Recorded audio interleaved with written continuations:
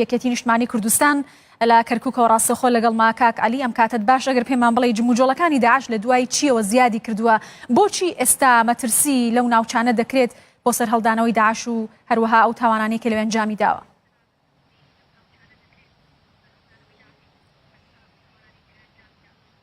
بەڵێ لە ڕاستیە لە دوای ڕووداوەکانی 16 ئۆکتۆبەر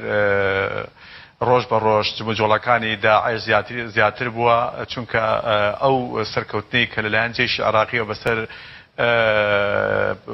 تەنزیمی داعشە هات سەرکەوتنێکی ئەساسی نەبوو، سەرکەوتنیە بوو تەنها لەسەر جادەی قیر بوو، بەڵکو تەواوی ناوچەکانی ئەو لەژێر کۆنتڕۆڵی داعشا بوو نەگرتەوە، تەنها لەسەر جادەی قیر ئەم هێزانە نەمان. ئیتر وردە لە دوای پاشەکشەی هێزی پێشمەرگەی کوردستان و دەرچووی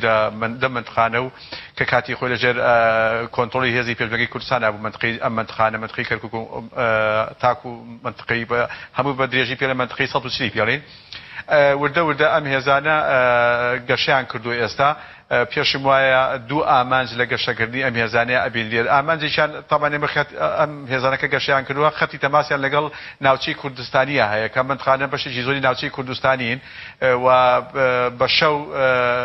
ئەگەڕێن بەسەر ئەو گوندانی کە تا ئێستا ماونەتەوە کە کوردی لێ نیشتە جێیە، خەڵکی کوردی لێ ئەڕفێنن و هەڕەشەیەکیان دروست کردو لەسەر دیەکان بۆی دیەکان کورد چۆڵی کات بەمبەستی جاری کە تعریبکردنەکەی و بە ڕۆژی شێزەکانی حکوومەتی عێراقی بەداخە ئەو هێزانی کە لەلایەن شۆرتەی ئیتیحادیەوە کە بەحساب کە ئەپارێزرێت ئەوانیش بە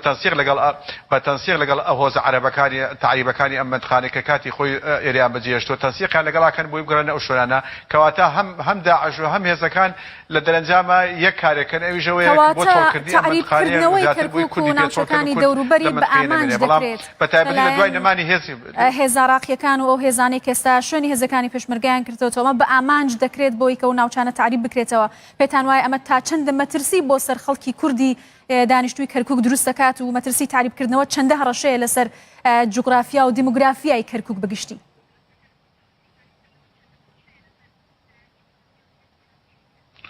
هەڕەشەکە هێزگار گەورەیە لەسەر دیموگرافیا و لەسەر جوگرافیای منطقەی کەرکووک. لەبەرەوەی جوگرافیای منطقەی کەرکووک ئەو شوێنانی کە دیانی لە خوار کەرکووکەوە بەتایبەتی لای قەزای داخوقودیەکانی کاکەیەکان و کە خەتی تەماسن لەگەڵ منطقەی حەویجە ئەوانەیە بە بەردەوامی ئەمانە لەژێر هەڕەشەیەکن بە شەوان داعش ئەچ لەسەر گوندەکان و خەڵکیان لێ ڕفێن و دواتریش هەم یا بە پارەیانەوەتانی ئایان کوژن و هەڕەشەیەوەشان لێکن کە ئەو مندخانە چۆڵکەن و بە ڕۆژیش هێزی پۆلیسی ئیتیحادی بەداخەوە ئەم هێزانە قاید فەرقەکانیان لەگەڵ قایمەتی داخوقوش ئەو مندخانەیە تەنسیقیاوان هەیە داواکەن ئەو مندخانە ئاوەدان کرێتەوە بە عەرەبی هاوردی کاتی خۆی لێ بوون و کە دوای پرۆسی ئازادی ئەو مندخانیان چۆڵ کردووە. اینجا بۆیە هەردوو عەمەلیەکە لە هەردوو هێزەکە هەم هێزی داعش و هەم هێزی شۆرتەی ئیتیحادی هەمیان لە خزمەت یەک ئامانجێکیان هەیە. ئامانجەکەی ئەو مندخانە لە کورد پاکەنەوە، کورد چۆڵی کە ئەو مندخانە چۆڵ کات بۆ ئەوەی بتوانن ئەوان عەرەبەکان بێنەوە جێگای خۆیان و بە حسابی ئەوەی کە بتوانن ئەوێ نیشتەجێکەنەوە بە عەرەب، چونکە ئەمە هەمووی خزمەت بە تعریبە بە پرۆسەی تعریبە بەداخەوە مەترسیی گەورەی و بەردەوامیشە مەترسی. باشە لە کام شوێنی پارێزگای کەرکووک داعش چالاکە و تواناکانی چییە؟ ئایا توانای ئەنجامدانی هێرشی گەورەی هەیە لە ئێستادا؟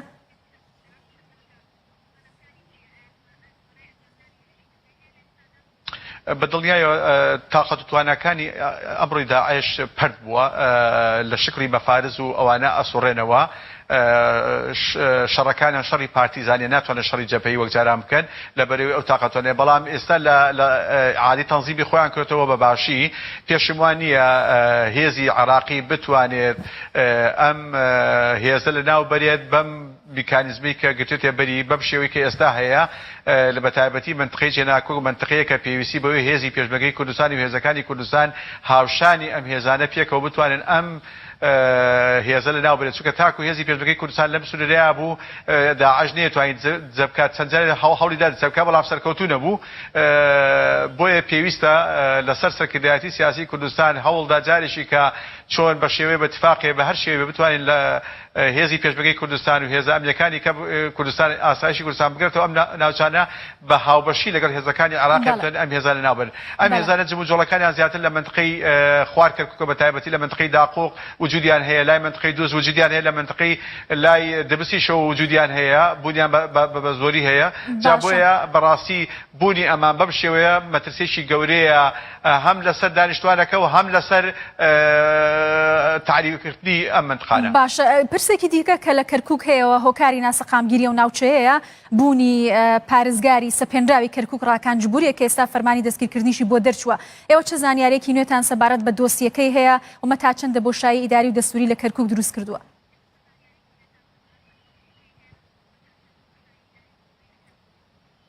لە ڕاستیە ڕاکانجبووری لە دوای ئەوەی کە بە وەکالەت بۆ پارێزگاری کەرکووک تا ساتێکیش وچانی نەداوە لە تعریبکردنی شاری کەرکووک. ینی ئەگەر بۆی بکرێت هەوڵەکانی بەردەوام لە تعریبکردنی شاری کەرکووک بەشێکی کە پەیوەندی بە خۆیت کە خۆی کالێ و بەشێکی پەیوەندی بە تەنسیق لەگەڵ بەغایە لە ڕێی بەغاوە ئەکرێت بە تایبەتی دوام هەڵبەتە ئەمیان پەیوەندی بە ڕاکانەوە بوو دوا هەوڵ دوێن لەم سێ ڕۆژە لەلایەن وەزیری تازەی شەبابەوە درابوو ڕاز و شەبابەوە کە بەرپرسێکی بەڕێوەبەری گشتیدا بەڕێوەبەری وەرزش و لاوانی کەرکووکیان لە پۆستەکەی ویستیان لای بدەن بەڵام بە هەوڵی پەرلەمانتارەکانی کەرکووک ئەم هەوڵیان ڕاگەنیان هێش جێبەجێ کرد بەڵکو ڕاکان خۆشی لەبەرەوەی لەم هەوڵانە بەردەوامە و سەرباری ئەوەش دەست گەندەڵێکی زۆریشی ئەنجام داوە ئەو گەندەڵیانەشی کە ئەنجامی داوە بە ملیارەها دۆلار لە دوای ڕووداوەکانی 16 ئۆکتۆبر تاکو ئێستا بە ملیارە دیناری عراقی سەرف کراوە کەس نازانێت چۆن سەرف کراوە لە بەرەوەی ئەنجومەنی محافەزە کە ئەکتیڤ نییە وەکو پێویست کۆبوونە ناکات ناتوانێت کۆبوونەوە کات بە لەبەرەوە لە ڕێگای نەزاهەوە سکاڵایکی زۆری لەسەر تۆمار کراوە بەڵام هەوڵێک درا ویستیان ئەم لە ڕێگای دادگاوە کە هینەکەی هەڵوەشێنەوە ئەمری قاپزەکەی هەڵوەشێنەوە و ئێستا تا ڕەتی هەڵوەشاندرێتەوە بەڵام ئەمە مانای ئەوە نیە